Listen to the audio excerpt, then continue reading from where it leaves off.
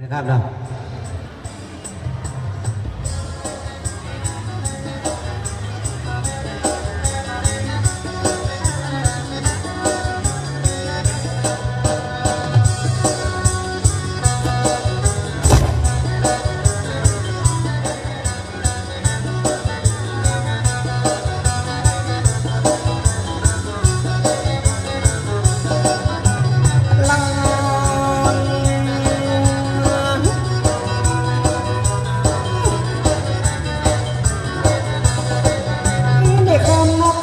ดอกบุญจะจวนพิกุลไม่นำเมืองเจียงใหม่แต่พญานำแมงลายเพื่อสร้างไว้เมืองเจียงใหม่มี7 ประตูสิ่งเด็ดเปิ้นฮู้ว่าประตูบ้านประตูเมืองเก่าได้แซง1 ประตูนะจังเผือก2 ประตูแต่เป็นมันว่านักแกและจะคอยอย่าบอกต้นแม่ตะวันตกก็น้องประตูส่วนดอกต้นไปตะวันออกก็น้องประตูจังกัน5 ประตูส่วนกู6 ประตูจังใหม่เด็กคำนับปีกระตือจะแก้ไขแจประตูทนจิตประตูหายาตามเพื่อสร้างแม่ไหนเขาจะบอกว่า7 ประตูเมือง7 ประตูเมืองโอ้จังใหม่นี่ประเทศธรรมดานะเจ้า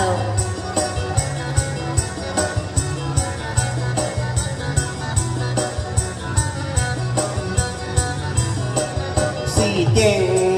ผู้เมืองเก่งสีพุ่งเก่งกูเรื่องเก่งกระตั้มบักเอ้ย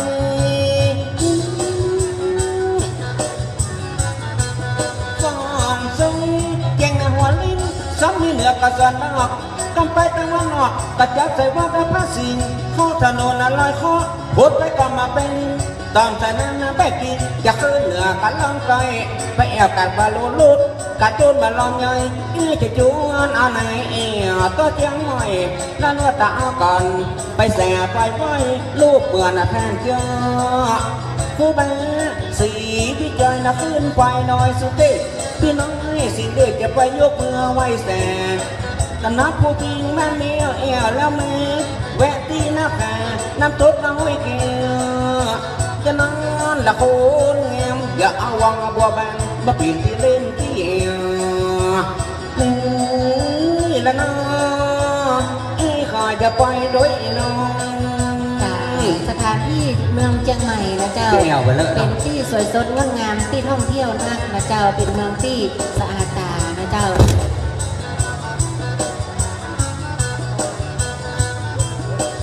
น้อยปุ้ยตำนักกัดที่พักกับเปิ้ลเนี่ยจะเจอนานางเกี้ยนางแมวไว้เสียจะจวนหนาในขาแกละลวดไปผ่านไปแสบไปไว้จะนอนละโคนแงจะไปเอาก่อนตัวเจียงใหม่นี่นะน้องตรวจไม่เอางานเอ็กซ์โปอย่างม้วนลงเจ้ารู้สึกว่าพี่น้องรอบนี้เกาะแน่นหนานะเจ้าแล้วละกันแล้วละกันมาให้โวคิงได้เอาฟังว่าถึงเมือง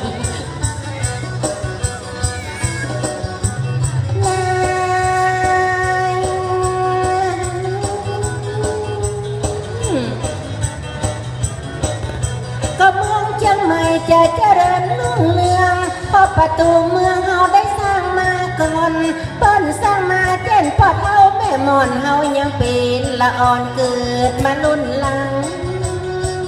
700 กว่าปีแล้วพี่กูเลยพศ1839โอ้เมินเนื้อเจ้าก็ที่แรกก็พญางามเมืองเจริญรุ่งเรืองจนเป็นเมืองเชียงใหม่เปิ้นเฮาว่าจนได้เป็นเมืองใหญ่ก้าวหน้ามาได้ก็ได้วัฒนธรรมได้สืบสานเช่นเก่าเช่นแก่เช่นพ่อเช่นแม่สืบแต่ลูกแต่หลานก่อนบ่มีคนดึกดำบรรพ์เฮาตึงบัดได้หันไปเกิดมาโลกนี้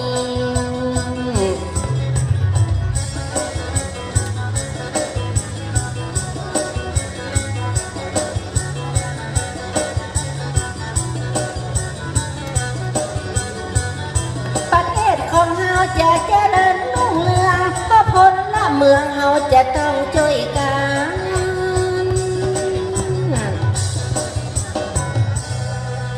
ก้าวหน้าจะป้าตัวภัยเองมา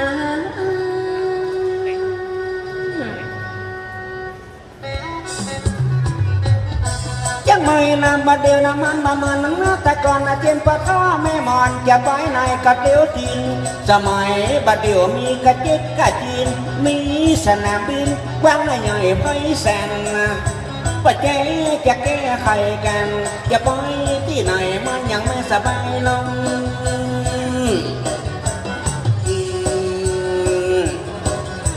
และน้อง มีวัดเจริญวันเอาเงินเป็นใหญ่และมีเมืองเชียงใหม่เฮาก็หันกับตา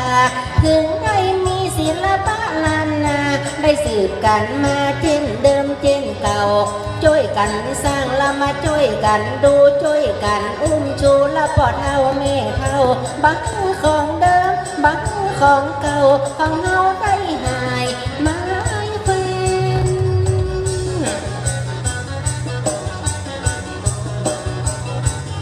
ต่างบ้านต่างเมืองกับเพิ่นได้มาเอี่ยวเพิ่นถึงเล่าลือแล้วไปหลายกันเองบางมือประเทศเปิ้นมาดูแควนพัฒนาเก่งแรงช่วยกันเสียงนั้นละบางมือได้แตกได้แยกจากกันเฮามารวมพลังเปรียบเหมือนแม่น้ำจีนฮาและน้อง เขาเล่ากระจายก่อนนะเปียกประมาณนะไม่นึงจังไม่นะก่อนนั้นแม้จะเล่าให้แกันสมัยป้าอุ้ยสมัยดึกกระดำบันสร้างการมาเมื่อนานได้700 ปีกว่าสมัยกับป้าเนี่ยนะไม่งานอย่าบอกเรื่องในนะพี่ละคนน้องนะเมื่อจังไม่สร้างเมื่อแต่นะเมื่อนะ700 ปีกว่านะอย่าบอกเกิดเว้น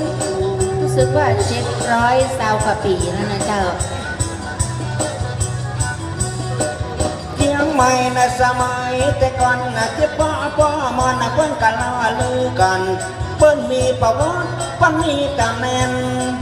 ของโบราณมันก็มีที่นี่เพิ่นแสงแก้วว่าแต่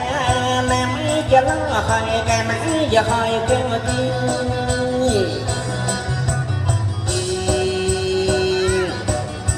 และน้อง ตำนานบ้านเมืองได้ลุ่งเรืองขนาดปั้นได้ช่างปั้นได้ศาสนาเห็นว่าเฮาศิลปะล้านนาอยู่ถึงวันเฮาจะต้องมาพอปั้นว่าเฮามีเขตบ้านเขตเมืองและเจริญรุ่งเรืองตัวกันแต่นอกเกิดมาเลี้ยวให้หันได้พอไอ้ป้อเป็นตัวปอถึง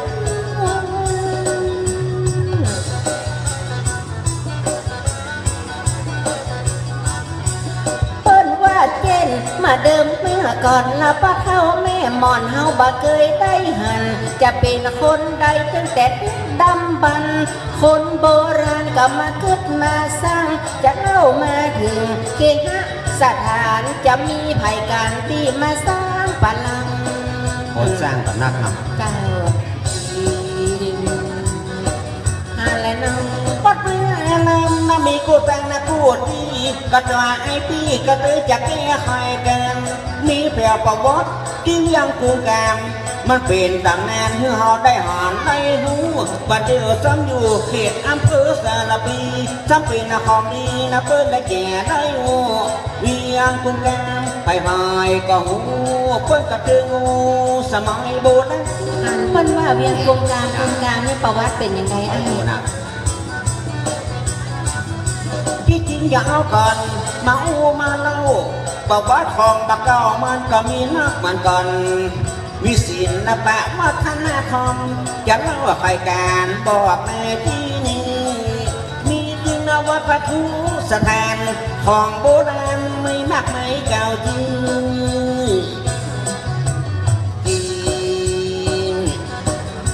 และน้อง พวกคุณเม่งรายมาสร้างเมืองเชียงใหม่สร้างมาจนใหญ่ก็ได้หัวได้หันมาเริ่มอพยพ เป็นเมืองคุมกามตัวมาเล่าฮือฟังจะสร้างเมืองเจียงใหม่ แต่ก่อนแต่หลังยุควิวัฒน์บาดเจริญเป็นเบี้ยเป็นเงินบะปงเหมือนใบไม้เป็นดีไข่ทางตอนสร้างเมืองเจียงใหม่ก่อนจังมันใหญ่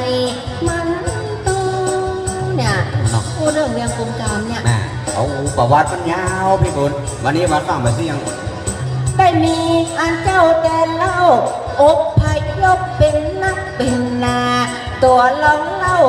คนมีปัญญาลองเล่าฮือมาก็เป็นข้อเป็นข้อความหูบันนักความหูบัดท่วมหัวบัดที่โซวัดตัวเป็นปากกวงเจ้า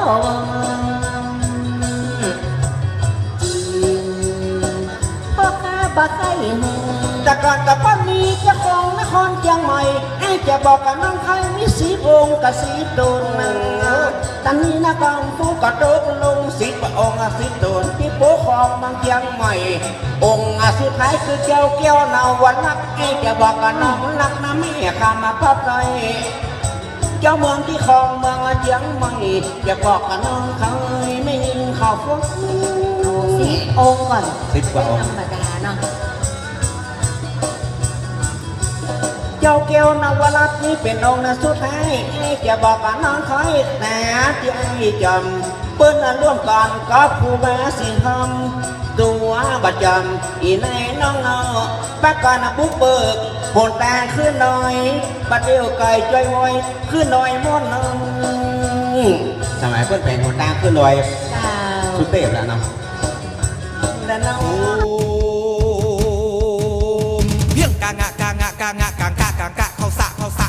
บะบะบะ